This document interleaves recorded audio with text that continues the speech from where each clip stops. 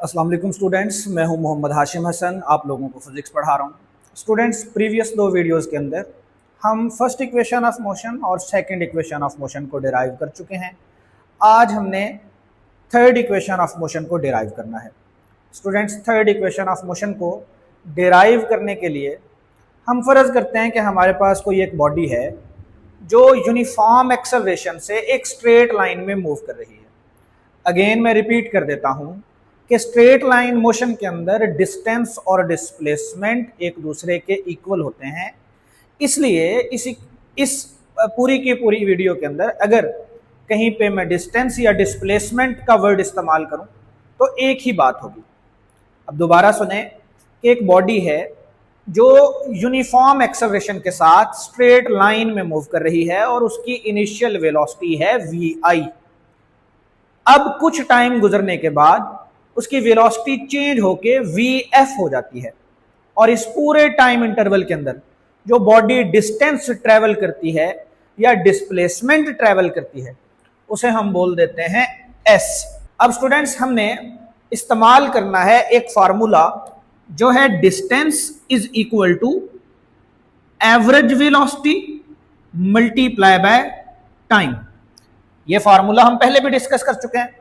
अब students, s as it is आएगा, average velocity की जगह पे हम लिख सकते हैं vi plus vf divided by 2 और ये टाइम एज इट इज आएगा। मैं इस इक्वेशन को एक दफा रीअरेंज करके लिख लेता हूं।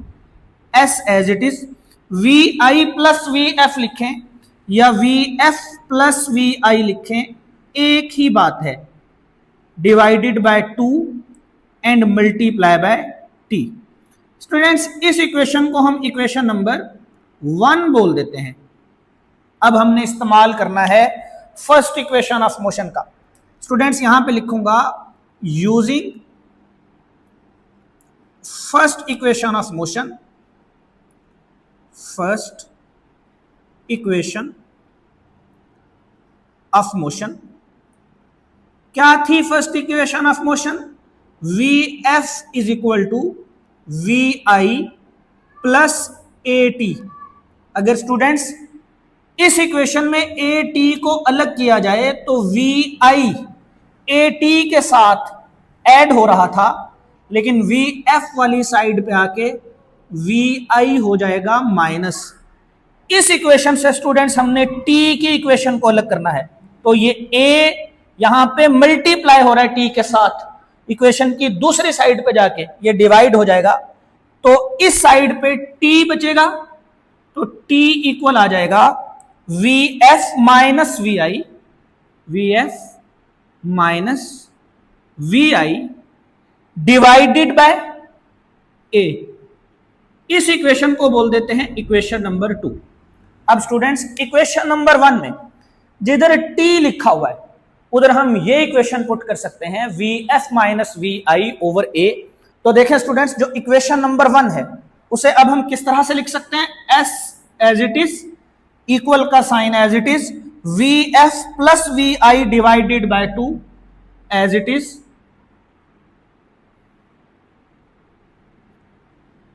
और t की जगह पे हम लिखेंगे vf minus vi divided by a। 2 और a इधर डिवाइड हो रहे हैं, s के साथ आके मल्टीप्लाई हो जाएंगे, तो ये साइड बन जाएगी 2as और दूसरी साइड पे लिखा जाएगा vf plus vi into vf minus vi। एक मैथमेटिकल रिलेशन जो आपको याद होगा, a minus b into a plus b is equal होता है a square minus B square के। वही फॉर्मूला यहां पे अप्लाई होगा, तो 2as किसके इक्वल आ जाएगा students? vf square minus vi square. ये आ गई है हमारे पास थर्ड इक्वेशन ऑफ मोशन। इस थर्ड इक्वेशन ऑफ मोशन को अगर हम एनालाइज करें तो हमें पता चलेगा कि a तो यूनिफॉर्म है, ये तो चेंज होगा नहीं, s चेंज होगा स्टूडेंट्स, और वेलोसिटी के अंदर चेंज आएगा। यानी इस इक्वेशन में दो वेरिएबल्स कौन है, एक डिस्टेंस और दूसरा वेलोसिटी। तो इस इक्वेशन को हम बोल सकते हैं कि ये डिस्टेंस वेलोसिटी इक्वेशन है। स्टूडेंट्स, अब हमने थर्ड इक्वेशन ऑफ मोशन को ग्राफिकली डिराइव करना है। कौन से ग्राफ की मदद से, वेलोसिटी टाइम ग्राफ की मदद से। ये वेलोसिटी टाइम ग्राफ है जो हम प्रीवियस वीडियोस के अंदर भी डिस्कस करके आ चुके हैं। अब एक पॉइंट रिकॉल करते हैं, और वो पॉइंट क्या है, वो पॉइंट है कि area under the velocity time graph equal होता है डिस्टेंस कवर्ड के। अब देखते हैं कि area under the velocity time graph क्या है ग्राफ के अंदर। तो स्टूडेंट्स, ये ग्राफ है और इस ग्राफ के अंदर ये जो एरिया है, जो एरिया में हाईलाइट कर रहा हूं, ये एरिया है area under the velocity time graph. अगर आप इस शेप को देखें, जो एरिया कवर किया है हमने, ये एरिया, इस शेप को अगर आप देखें तो ये बनती है एक ट्रेपेजियम। स्टूडेंट्स, आपको बेहतर समझ आए इसलिए ये ट्रेपेजियम यहां पे मैंने अलग से बना ली है। देखें, O A length as it is बना ली, A B length as it is बना ली, B D length as it is बना ली। अब स्टूडेंट्स, ट्रेपेजियम का एरिया इक्वल होगा डिस्टेंस कवर्ड के। तो हम यहां पे लिखेंगे डिस्टेंस कवर्ड इक्वल है area of trapezium. Students, distance covered की जगह पे एस लिख लेते हैं, और एरिया ऑफ ट्रेपेजियम का क्या फॉर्मूला होता है, फॉर्मूला होता है 1/2 multiply by sum of parallel sides multiply by height. देखें बच्चों, S as it is, equal का sign as it is, 1/2 as it is. अब सम करना है पैरेलल साइड्स का। इस ट्रेपेजियम के अंदर पैरेलल साइड्स कौन सी हैं, पैरेलल साइड्स वो साइड्स जो सेम डायरेक्शन में हो। ओ ए और बी डी लेंथ जो हैं, ये है पैरेलल साइड्स। तो हम लिख देंगे ओ ए प्लस बी डी।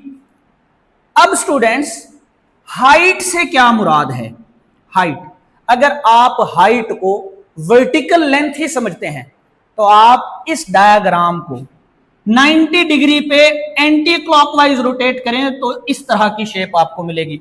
अब देखें, आपके पास हाइट क्या बनती है, ए सी लेंथ, ये हाइट है। तो हम हाइट की जगह पे लिख सकते हैं ए सी। अब ग्राफ की लेबलिंग के मुताबिक 1/2 as it is, O A length, students O A length equal है वी आई के, तो वी आई आ जाएगा यहां पे। बी डी लेंथ इक्वल है वी एफ के, तो बी डी की जगह पे वी एफ लिख देंगे।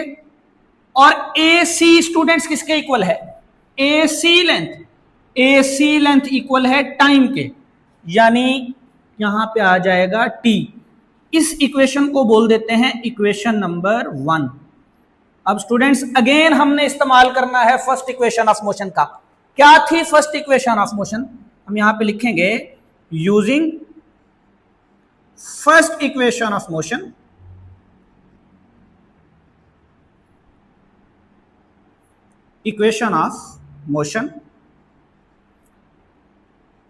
Vf is equal to Vi plus AT।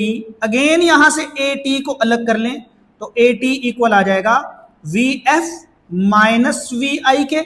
Students, यहां से अब हमने टाइम की इक्वेशन बनानी है, तो टाइम की इक्वेशन बनाने के लिए T इक्वल आ जाएगा किसके, Vf माइनस Vi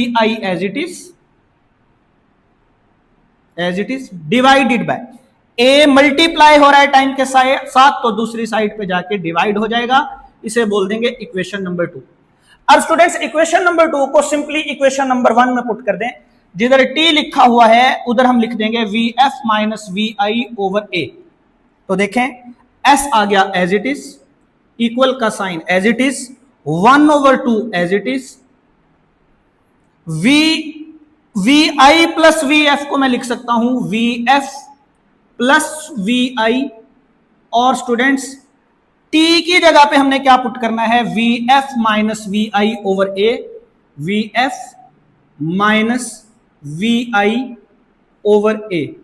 अब वही सिचुएशन आ गई, 2 और a इधर डिवाइड हो रहे हैं, s वाली साइड पे आके मल्टीप्लाई हो जाएंगे, तो इक्वेशन बनेगी 2as is equal to we F plus V I into V F minus we आई।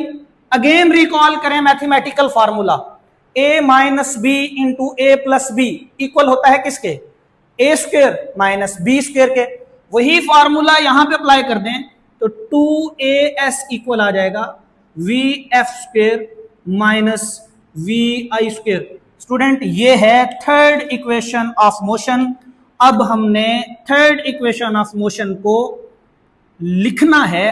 अगर एक body under the influence of gravity move कर रही हो तो फिर ये इक्वेशन किस तरह से बनेगी। स्टूडेंट्स देखें, जब भी कोई बॉडी ग्रेविटेशनल फोर्स के इन्फ्लुएंस में मूव करती है अपवर्ड या डाउनवर्ड डायरेक्शन में, तो ग्रेविटेशनल एक्सेलरेशन आता है हमारे पास 9.8 मीटर पर सेकंड स्क्वायर, और इसे हम जी से रिप्रेजेंट करते हैं।